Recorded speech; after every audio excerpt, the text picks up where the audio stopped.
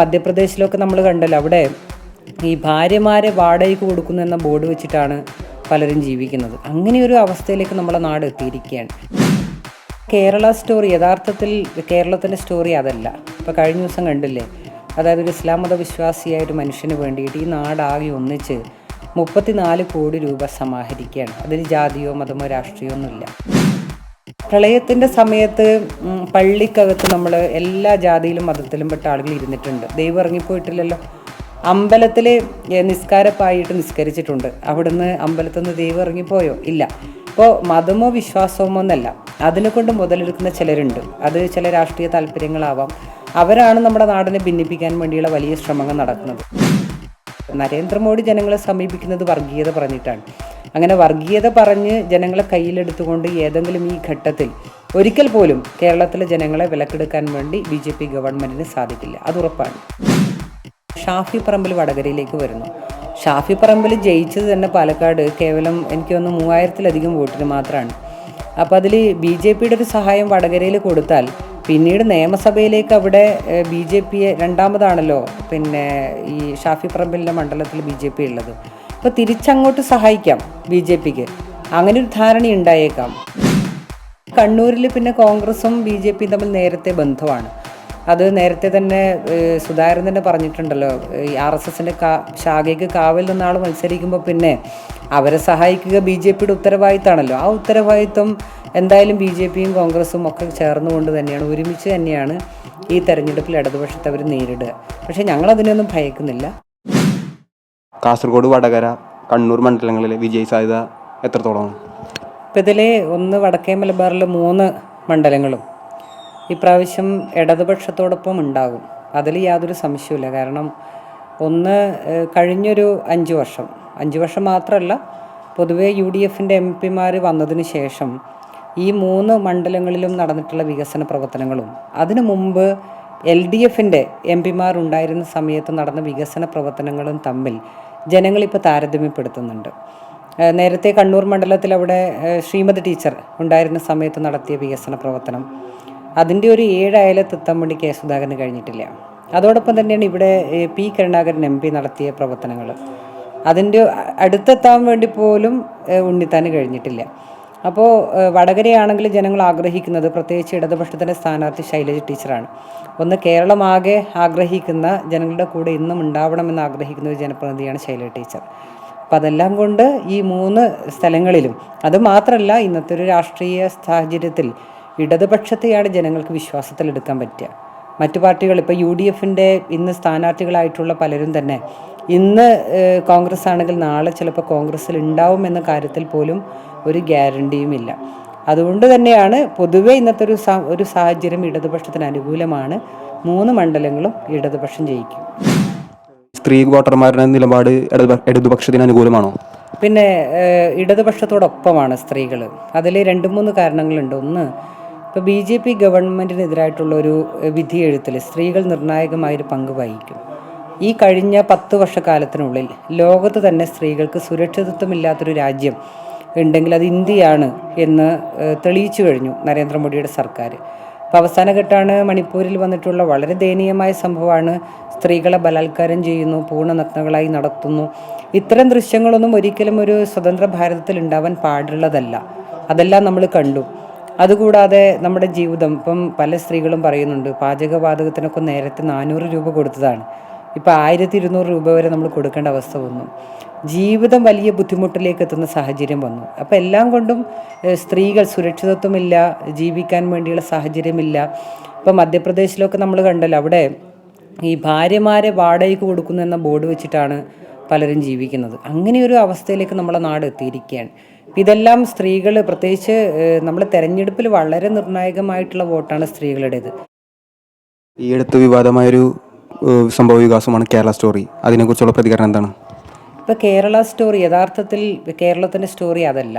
ഇപ്പോൾ കഴിഞ്ഞ ദിവസം കണ്ടില്ലേ, അതായത് ഒരു ഇസ്ലാം മത വിശ്വാസിയായ ഒരു മനുഷ്യന് വേണ്ടിയിട്ട് ഈ നാടാകെ ഒന്നിച്ച് 34 കോടി രൂപ സമാഹരിക്കുകയാണ്. അതിൽ ജാതിയോ മതമോ രാഷ്ട്രീയമോ ഒന്നുമില്ല. ഇപ്പോൾ കേരളത്തിലാണ് ഏറ്റവും അധികം, ഞാൻ പറയും, ജാതി മത വ്യത്യാസമെന്നെ വിവാഹങ്ങൾ, ബന്ധങ്ങൾ, സൗഹൃദങ്ങൾ, പ്രണയങ്ങൾ എല്ലാം ഉള്ളത് കേരളത്തിൽ തന്നെയാണ്. പക്ഷെ അതിനെ മറ്റൊരു തരത്തിൽ വക്രീകരിച്ചുകൊണ്ട് ഏതെങ്കിലും ഒന്നോ രണ്ടോ സംഭവങ്ങളെ കാണിച്ചുകൊണ്ട് ഇതാണ് കേരളം എന്ന് കാണിച്ചുകൊണ്ട് ഒരു ഭീതി നമ്മുടെ സമൂഹത്തിൽ ഉണ്ടാക്കിയെടുക്കാൻ വേണ്ടി ചിലർ ശ്രമിക്കുന്നുണ്ട്. കേരളത്തിൻ്റെ സ്റ്റോറി അതല്ല. കേരളം എന്ന് പറഞ്ഞാൽ നമുക്കറിയാമല്ലോ, ഇപ്പോൾ കോവിഡ് ഘട്ടം, പ്രളയം വന്ന സമയത്ത്, പ്രളയത്തിൻ്റെ സമയത്ത് പള്ളിക്കകത്ത് നമ്മൾ എല്ലാ ജാതിയിലും മതത്തിലും പെട്ട ആളുകൾ ഇരുന്നിട്ടുണ്ട്. ദൈവം ഇറങ്ങിപ്പോയിട്ടില്ലല്ലോ. അമ്പലത്തിൽ നിസ്കാരപ്പായിട്ട് നിസ്കരിച്ചിട്ടുണ്ട്. അവിടുന്ന് അമ്പലത്തിൽ നിന്ന് ദൈവം ഇറങ്ങിപ്പോയോ? ഇല്ല. ഇപ്പോൾ മതമോ വിശ്വാസമോ എന്നല്ല, അതിനെ കൊണ്ട് മുതലെടുക്കുന്ന ചിലരുണ്ട്. അത് ചില രാഷ്ട്രീയ താല്പര്യങ്ങളാവാം. അവരാണ് നമ്മുടെ നാടിനെ ഭിന്നിപ്പിക്കാൻ വേണ്ടിയുള്ള വലിയ ശ്രമങ്ങൾ നടക്കുന്നത്. അതിൻ്റെ ഭാഗമായിട്ടാണ് കേരള സ്റ്റോറി എന്ന പേരിൽ, കേരളത്തിൻ്റെ സ്റ്റോറി അല്ല അത്, കേരളത്തെ ലോകത്തിൻ്റെ മുമ്പിൽ അപമാനിക്കുന്നതിന് വേണ്ടിയിട്ടുള്ള ശ്രമം ഇതിൻ്റെ ഭാഗമായി നടന്നത്. മോദി തന്നെ പറഞ്ഞിട്ടുണ്ട് അടുത്തത് കേരളമാണ് ടാർഗറ്റ് എന്ന്. എന്താണ് താങ്കളുടെ പ്രതികരണം? ഇപ്പോൾ കേരളത്തെ അങ്ങനെ മോഡിക്ക് അദ്ദേഹത്തിൻ്റെ ഒരു പുരുഷായുസ്സിൽ ടാർഗറ്റ് ചെയ്യാൻ വേണ്ടി പറ്റുമെന്ന വിശ്വാസം എനിക്കില്ല. അതിൻ്റെ കാരണം, ഒന്ന്, കേരളം മറ്റ് സംസ്ഥാനം പോലെയല്ല. ഇപ്പോൾ കേരളത്തിൻ്റെ ഒരു പ്രത്യേകത എന്ന് പറഞ്ഞാൽ ഏറ്റവും കൂടുതൽ ജനാധിപത്യത്തിൽ വിശ്വസിക്കുന്ന ജനങ്ങളാണ് കേരളത്തിലുള്ളത്. മതേതരമായ ചിന്താഗതിയുള്ള ജനങ്ങളാണ് കേരളത്തിലുള്ളത്. അതിലെല്ലാം ഉപരിയായിട്ട് നമുക്കറിയാം, ഏറ്റവും അധികം വിദ്യാസമ്പന്നരായിട്ടുള്ള ജനസമൂഹമുള്ളത് നമ്മുടെ ഈ മണ്ണിലാണ്. അപ്പോൾ ആ വിദ്യാസമ്പന്നത ഒരുപക്ഷെ മറ്റ് വർഗീയമായി ചിന്തിക്കുന്നതിന് അതിനെല്ലാം ഒരുപക്ഷെ ഒരു പ്രതിരോധമായി നിൽക്കുന്നത് നമ്മുടെ വിദ്യാഭ്യാസവും നമ്മുടെ അനുഭവവും നമ്മുടെ പരിചയമാണ്. ഇപ്പം ലോകത്ത് ഒരുപക്ഷെ ഇത്രയധികം ഗ്രന്ഥാലയങ്ങളുള്ള ഒരു സംസ്ഥാനം നമുക്ക് വേറെ കാണാൻ പറ്റുമോ? നന്നായി വായിക്കുന്നവർ, നന്നായി ചിന്തിക്കുന്നവർ, നന്നായി എഴുതുന്നവർ, അതിലെല്ലാം ഉപരിയായിട്ട് ഏത് തലമുറയ്ക്കും നല്ല വിദ്യാഭ്യാസമുണ്ട്. അതെല്ലാം വെച്ചുകൊണ്ട് നരേന്ദ്രമോദി എങ്ങനെയാണ് ജനങ്ങളെ സമീപിക്കുന്നത്? നരേന്ദ്രമോദി ജനങ്ങളെ സമീപിക്കുന്നത് വർഗീയത പറഞ്ഞിട്ടാണ്. അങ്ങനെ വർഗീയത പറഞ്ഞ് ജനങ്ങളെ കയ്യിലെടുത്തുകൊണ്ട് ഏതെങ്കിലും ഈ ഘട്ടത്തിൽ ഒരിക്കൽ പോലും കേരളത്തിലെ ജനങ്ങളെ വിലക്കെടുക്കാൻ വേണ്ടി BJP ഗവൺമെൻറ്റിന് സാധിക്കില്ല. അത് ഉറപ്പാണ്. വളരെ കാലമായി BJP ഇവിടെ അക്കൗണ്ട് തുറക്കാൻ പരിശ്രമിച്ചുകൊണ്ടിരിക്കുന്നു. എന്തുകൊണ്ടായിരിക്കും BJP അക്കൗണ്ട് തുറക്കാൻ സാധിക്കാത്തത് കേരളത്തിൽ? അല്ല, BJP നേരത്തെ നിയമസഭയിൽ ഒരു അക്കൗണ്ട് തുറന്നിരുന്നല്ലോ. പക്ഷേ ആ അക്കൗണ്ട് തുറന്നത് കോൺഗ്രസിൻ്റെ സഹായത്താലാണ്. ഇപ്പോൾ 20 സീറ്റിൽ പല സീറ്റുകളും ഞങ്ങൾ നേടും എന്നവർ പറഞ്ഞു. പക്ഷേ അത് നേടാൻ പോകുന്നില്ല എന്നുള്ളത് നമുക്കറിയാം. ഞാൻ നേരത്തെ പറഞ്ഞത് തന്നെയാണ് കാരണം. ഒരിക്കലും BJP എന്ന് പറയുന്ന ഒരു വർഗീയ പാർട്ടി അക്സെപ്റ്റ് ചെയ്യാൻ മാത്രമുള്ള വിവരക്കേട് കേരളീയർക്കില്ല, മലയാളിക്കില്ല. അതുകൊണ്ട് തന്നെയാണ് BJP എന്ന് പറയുമ്പോൾ തന്നെ നമുക്കറിയാം പല വീടുകളിലും BJP ആണോ, അതായത് വളപ്പിൽ, നമ്മുടെ നാട്ടിൽ പറയില്ല, പറമ്പിൽ കയറ്റാൻ കൊള്ളില്ല. അങ്ങനെയാണ് നമ്മുടെ നാട്ടിലെ പലരും ചിന്തിക്കുന്നത്. അത് പല കാരണങ്ങളുണ്ട്. ഒന്ന്, ഇത്രയേറെ ജനങ്ങളെ പറഞ്ഞു പരിചിട്ടുള്ള ഒരു രാഷ്ട്രീയ പാർട്ടി. നോക്കൂ, 15 ലക്ഷം തരാമെന്ന് പറഞ്ഞു, പാചകവാതകം വില കുറക്കാമെന്ന് പറഞ്ഞു, പെട്രോൾ ഡീസൽ വില കുറക്കാമെന്ന് പറഞ്ഞു, ചെറുപ്പക്കാർക്ക് തൊഴിൽ നൽകുമെന്ന് പറഞ്ഞു. ഒരു കാര്യവും നടത്തിയിട്ടില്ല കഴിഞ്ഞ 10 വർഷക്കാലം. പിന്നെ പറഞ്ഞ കാര്യം നടപ്പിലാക്കിയിട്ട് അങ്ങനെയെങ്കിലും ഭരണരംഗത്തെങ്കിലും മികവ് കാണിക്കണ്ടേ? ആ മികവ് അവർക്ക് കാണിക്കാൻ സാധിച്ചിട്ടില്ല.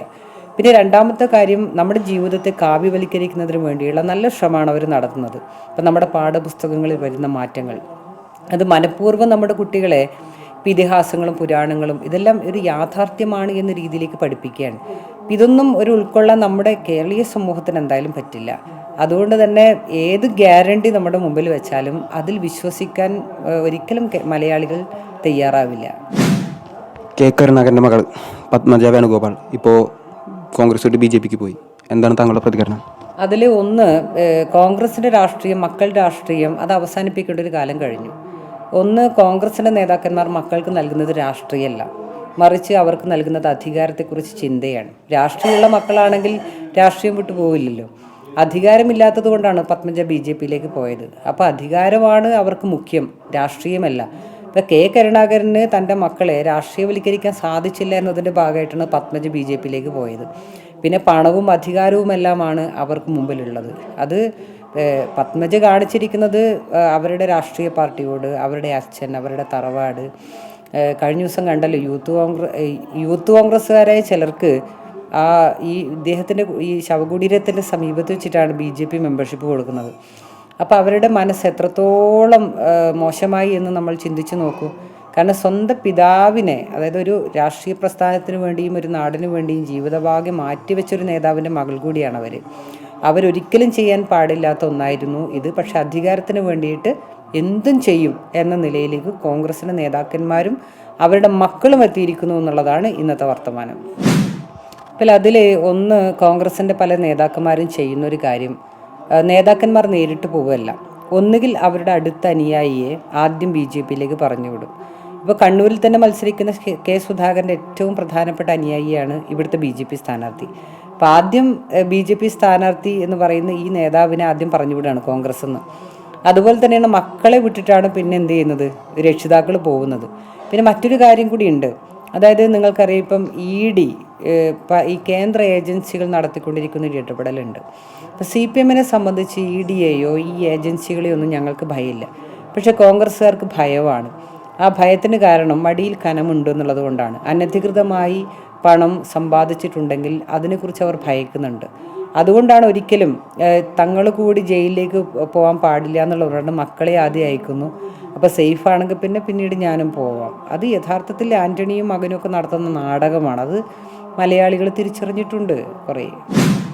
കോൺഗ്രസിൽ നിന്ന് BJP-യിലേക്ക് ദൂരം കുറഞ്ഞു വരുന്നുണ്ട്, അതെന്തുകൊണ്ടാണത്? അതിൽ ഒന്ന്, കോൺഗ്രസ്സിനിപ്പം ഒരു അടിത്തറ രാജ്യത്ത് തന്നെ ഇല്ലാണ്ടായല്ലോ.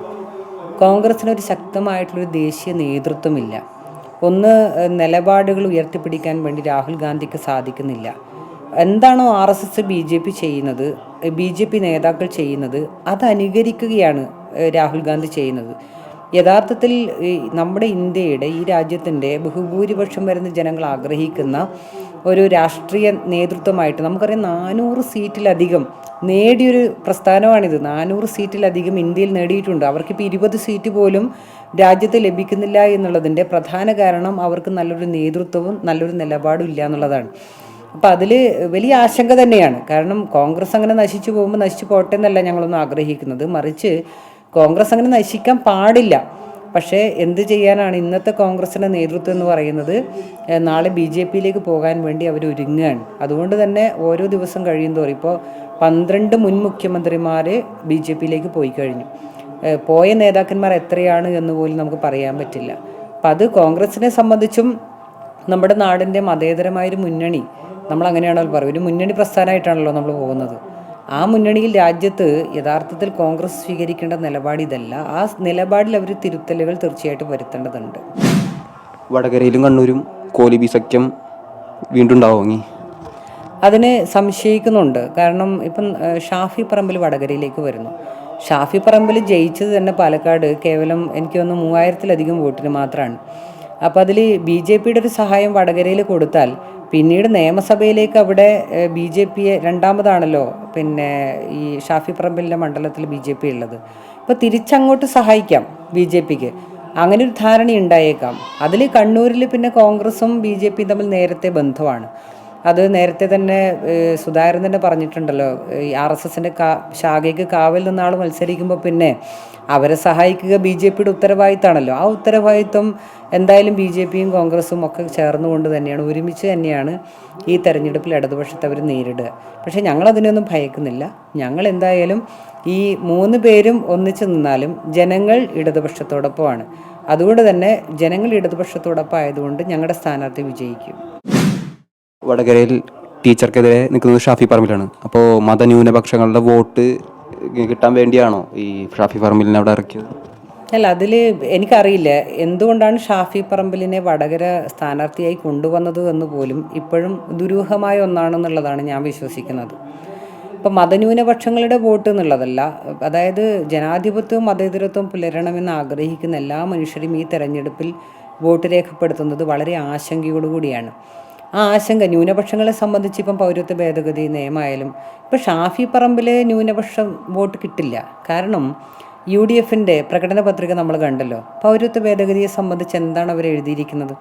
നിലപാടില്ലല്ലോ. പിന്നെ എങ്ങനെയാണ് ന്യൂനപക്ഷത്തിൻ്റെ വോട്ട്? അത് ഷാഫിക്ക് മാത്രമല്ല, ഈ കേരളത്തിൽ മത്സരിക്കുന്ന UDF-ൻ്റെ 20 സ്ഥാനാർത്ഥികൾക്ക് ന്യൂനപക്ഷങ്ങൾ വോട്ട് ചെയ്യില്ല. കാരണം അവരുടെ നിലനിൽപ്പ് ജീവിതവുമായി ബന്ധപ്പെട്ട് നിൽക്കുന്ന ഒരു വിഷയത്തിൽ നിലപാട് പറയാൻ കോൺഗ്രസ്സുകാർക്ക് കഴിഞ്ഞിട്ടില്ല. അതുകൊണ്ട് UDF ഈ തെരഞ്ഞെടുപ്പിൽ ഒറ്റപ്പെടും. ന്യൂനപക്ഷങ്ങൾ 20 മണ്ഡലങ്ങളിലും ഇടതുപക്ഷത്തോടൊപ്പം നിൽക്കുന്നുള്ളതാണ് ഞങ്ങൾ വിശ്വസിക്കുന്നത്.